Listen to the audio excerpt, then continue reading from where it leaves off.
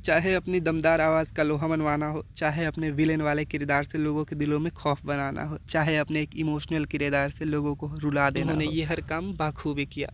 पर दोस्तों, क्या आप जानते हैं कि अमरीश पुरी जी का ये सफ़र इतना आसान भी नहीं था जितना हमें दिखता है। अपने पहले ऑडिशन में ही रिजेक्शन पाना और फिर 21 साल तक सरकारी जॉब करना, उसके बाद रिटायर होना और फिर से फिल्मों में वापस आने की कोशिश करना, ये हर किसी के बस की बात नहीं होती। तो दोस्तों, अगर अभी तक आपने वीडियो को लाइक नहीं किया तो प्लीज़ वीडियो को लाइक करके चैनल को सब्सक्राइब जरूर कर लीजिए और बेल आइकन का बटन जरूर दबा दीजिए ताकि आने वाली ऐसी और मजेदार वीडियोज़ की अपडेट आप तक सबसे पहले पहुंच जाए। तो चलिए वीडियो शुरू करते हैं। अमरीश पुरी का जन्म 22 जून 1932 को पंजाब के नवन शहर में होता है। इनकी मां का नाम सरदारनी वेद कौर और इनके पिता का नाम सरदार निहाल सिंह पुरी था।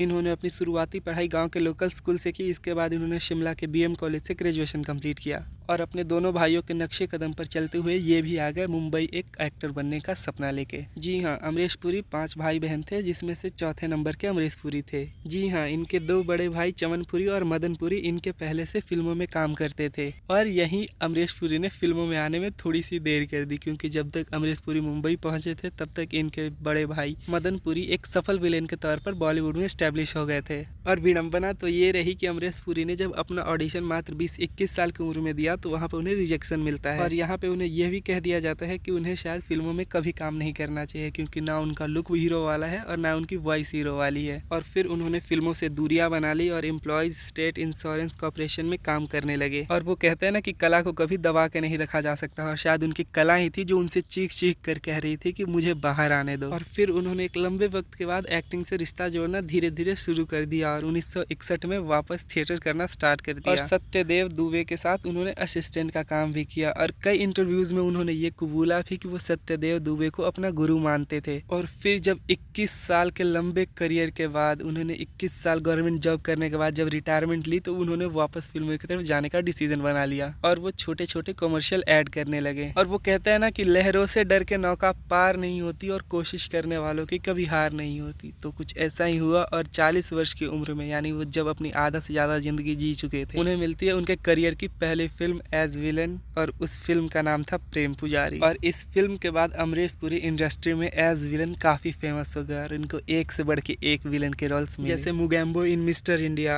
जैगवार इन विधाता, ठकराल इन मेरी जंग, बलवंत राय इन घायल, भुजंग इन त्रिदेव एंड ठाकुर दुर्जंग सिंह इन करण अर्जुन। इनके इस रोल के फेमस होने का कारण इनकी एक कमजोरी थी, शायद वो कमजोरी जिसे तब नहीं पहचाना गया जब इन्होंने अपना पहला ऑडिशन दिया था और आज उसे एक नई पहचान मिली थी, वो थी इनकी भारी आवाज़। और अब वो अपनी भारी आवाज़ को बनाए रखने के लिए और उसे और बेहतर बनाने के लिए दिन के 4-4 घंटे रियाज किया करते थे। और धीरे धीरे इनकी दीवानगी बॉलीवुड से निकल के हॉलीवुड तक पहुंच चुकी थी। और एक बार हॉलीवुड के मशहूर डायरेक्टर स्टीवन स्पीलबर्ग इंडिया आते हैं और इंडिया आने का उनका मेन मकसद था अमरीश पुरी का स्क्रीन टेस्ट लेना और उन्हें अपनी फिल्मों में साइन करना। और इस तरफ अमरीश पुरी ने हॉलीवुड में भी 2 फिल्में की, Indiana Jones and the Temple of Doom. और इन दोनों फिल्मों के जरिए हॉलीवुड में भी अपना धाक जमा दिया और दिखा दिया कि हमारा इंडिया भी किसी से कम नहीं है, वो चाहे तो हॉलीवुड को ही टक्कर दे सकता है। उन्होंने एज विलन बाखूबी काम किया और इतना बेहतर काम किया कि आज भी उनकी फिल्में देखें तो आपके दिल में खौफ बन जाए। पर उन्होंने कुछ इमोशनल रोल भी किए हैं जिसे देख के आज भी आपकी आंखें नम हो जाए, इतना इमोशनल कि आप शायद रोने पर मजबूर हो जाए। पर अगर अमरीश पुरी के इमोशनल रोल वाले फिल्मों की बात करें तो वो है घातक, विरासत,